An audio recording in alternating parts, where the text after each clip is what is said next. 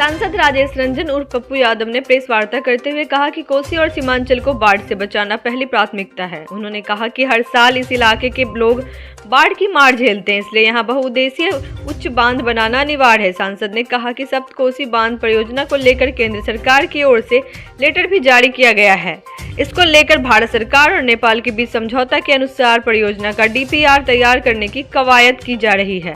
नेपाल के विराटनगर में इससे संबंधित एक संयुक्त परियोजना का कार्यालय है। पप्पू यादव ने कहा कि हम किसी से डरने वाले नहीं हैं, चाहे लाख धमकी मिले। उन्होंने कहा कि मुझे अब तक लगभग 2 दर्जन से ज्यादा धमकी भरा कॉल आ चुका है। मैं हिसाब से बगैर डरे अपना काम करता हूं। देखिए, 2-3 बात समझिए। मेरा सवाल ये नहीं है, मेरा सवाल है कि हर लोगों का, आपका भी मेरा भी, देश में राजनीति अलग हो सकती है, देश में नफरत का आधार हो सकता है, जात पात आप कर सकते हैं, लेकिन जब किसी भी परिवार का मामला हो तो कोई भी परिवार परिवार ही होता है। अब बार बार जब कुछ बीजेपी के सभी लोग नहीं, जिनको जातीय चस्का चढ़ा हुआ रहता, मैं बार बार कहता हूं कि हम सबको ऐसी चीजों से बचनी चाहिए। आपके RSS हेड को Z+ से ऊपर सिक्योरिटी मिला हुआ है, मुझे अच्छा लगता है। आप सुधीर जी को दिए हुए सुरक्षा, अच्छी बात है। कंगना को पूरी सुरक्षा है, अच्छी बात है। सत्ता पक्ष में पूरी सुरक्षा है, अच्छी बात है। हमें आपकी सुरक्षा नहीं चाहिए। जब मैं बार बार कहता हूं कि मैं लगातार मोटरसाइकिल से घूम रहा हूं, लगातार मैं जंगल में घूम रहा हूं, 23 दिनों के बाद मैं पूर्णिया आया हूं, इसीलिए यह डेवलपमेंट की बात आपसे करनी थी मुझे, मैंने वो किया। तो मेरा नज़र डेवलपमेंट पर है, मेरा नज़र रोजगार पे है, मेरा नज़र विकास पे है, मेरी नज़र पूर्णिया को नंबर 1 करने पर है, कोसी सीमांचल को बाढ़ से मुक्ति पर है, इस इलाके के को इकोनॉमिकल जोन बनाने पर है। मेरी नज़र किसी भी ऐसे लोगों पर नहीं है, कभी मलेशिया, कभी नेपाल, कभी पाकिस्तान, लगातार SMS 16 धमकियां दी गई। अभी भी तुरंत थोड़ी देर पहले पाकिस्तान से एक मैसेज आया, उर्दू में आया, रॉकेट लॉन्चर के साथ आया, अभी जस्ट, कि आप अभी कहाँ हो, क्या हो, नहीं हो, मैं यहीं हूँ, मैं छोड़ूंगा नहीं। जब मुझे कोई चिंता ही नहीं है, मैं आपके पास बैठा हुआ हूँ, यही है।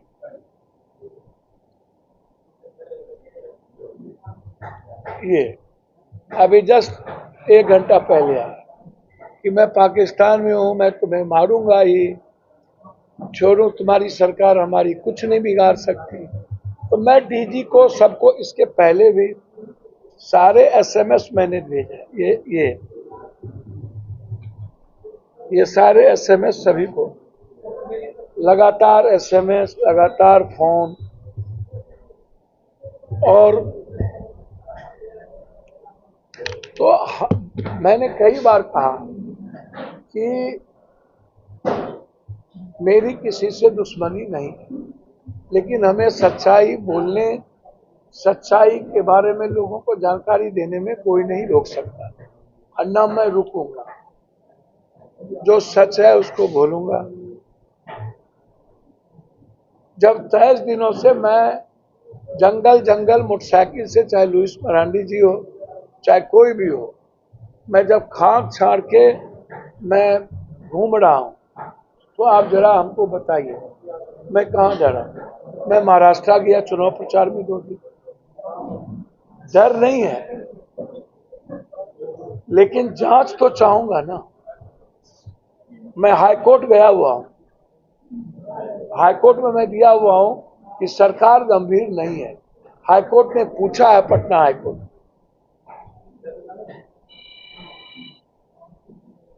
भैया जब मरना होगा तो कोई रोकेगा? इंदिरा गांधी जी को कोई रोका? मैनेजर भुट्टो को कोई रोका? और हमको जब मरना होगा तो इसीलिए मरने के डर से इंसानियत, संविधान, लोकतंत्र को मैं भूल जाऊं, वैसा नहीं। मेरा फिर मैं कह रहा हूं कि लगातार कोई दिन, सुबह भी आया, कल रात भी आया, देवघर में रुक गए, मौका मिलते ही मारूंगा। कितने अभी लिखा किस गाड़ी में बैठे हो? तो सवाल ये नहीं है, सवाल ये है कि इसके पीछे कौन है। और मैं जो सच बोलता हूं या सच कर रहा हूं, या झारखंड में सरकार बनाने की जो मैं गिलहरी का काम किया हूं जनता के बीच, झारखंड बचाने के लिए हम गए। और यदि किसी भी राजनीतिक पार्टी को या सिस्टम को पप्पू यादव के सही बोलने से तकलीफ है, तो मैं तो कहूंगा कि इनके पीछे कोई ना कोई सिस्टम है जो पप्पू यादव को मरवाना चाहता है। इसमें अपराधी माफिया की इतनी हिम्मत नहीं हो सकती। जब तक सिस्टम का कोई हाथ नहीं हो तब तक कोई नहीं हो। इसीलिए ये मेरे लिए, पप्पू यादव आप पूछ दिए तो मैंने कह दिया, मेरे लिए कोई मुद्दा नहीं है। मेरे लिए मुद्दा है प्रधानमंत्री के कार्यालय से 2026 तक। मेरे लिए मुद्दा है 4 NH हमको मिल गई। मेरे लिए मुद्दा है रेलवे मिल गया। मेरे लिए मुद्दा है एयरपोर्ट का काम शुरू हो गया। मेरे लिए मुद्दा है कि हाई डैम और नया भीमनगर बैरेज 26 के बाद बनना शुरू हो गया। मेरे लिए इम्पोर्टेंट ये है, माय हार्ट है कोसी सीमांचल को। मैं बार बार कहता हूँ, पप्पू यादव जब तक रहेगा, मेरा एक ही प्रयास रहेगा कि इस इलाके को जस्टिस, इस इलाके की मदद, इस इलाके को नंबर 1 करना। मैंने मेल किया है, मैं लगातार 10 चिट्ठी मेल कर चुका हूँ कि आप जांच कर लीजिए। उसकी कॉपी DG को दे चुका हूँ, चीफ सेक्रेटरी, मुख्यमंत्री, सबको। लेकिन क्या कारण है कि एक MLA को देने के लिए इनके पास सबके लिए सुरक्षा होती है, और एक परिवार पर जब हमला की बात हो, परिवार की बात उठता हो, तो क्या ये मुद्दा नहीं है? आप पप्पू यादव से लड़ो ना। पप्पू यादव को आप डेट तय कर लो, एक मैदान कि हम वहां आपको मारेंगे, आप आ जाइए, मैं चलता हूं। हमको आप रॉकेट लॉन्चर दिखाते हो, सरकार से ज्यादा रॉकेट लॉन्चर तो तुम्हारे पास नहीं है ना।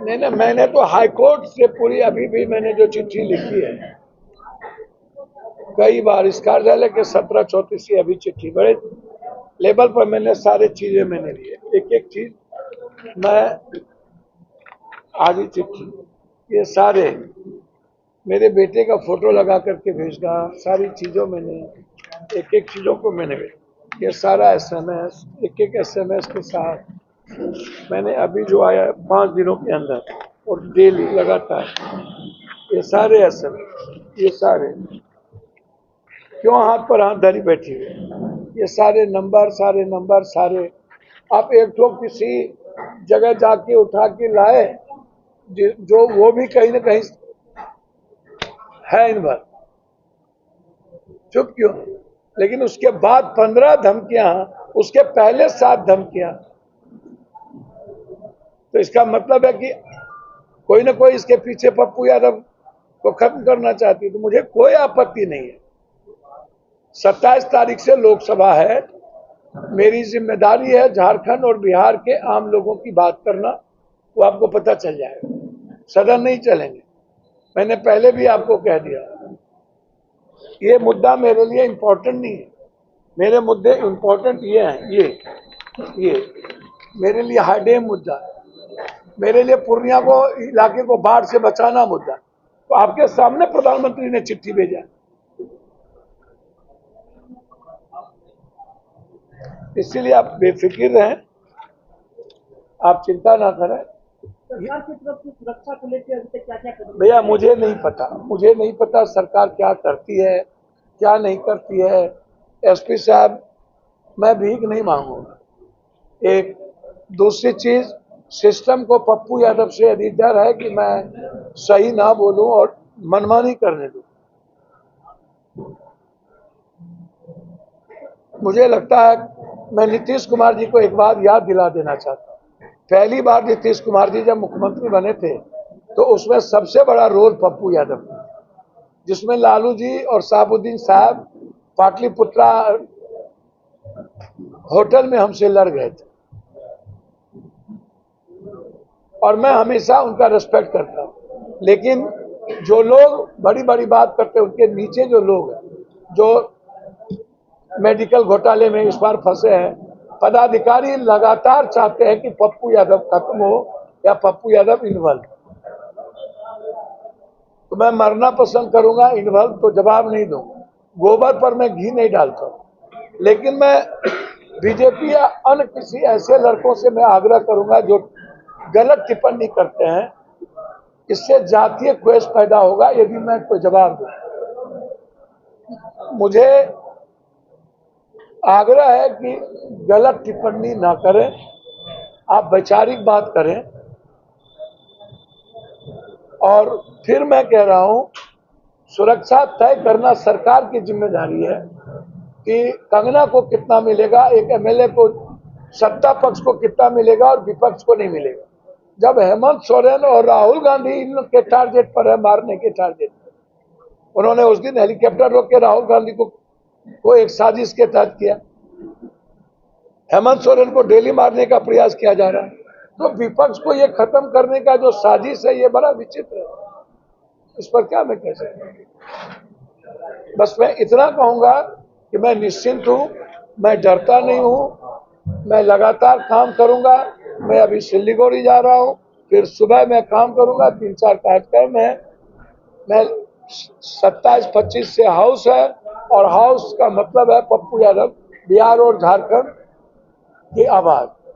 तो मैं एक बार भी अपने लिए सदन में भीख नहीं मांगूंगा, एक बार।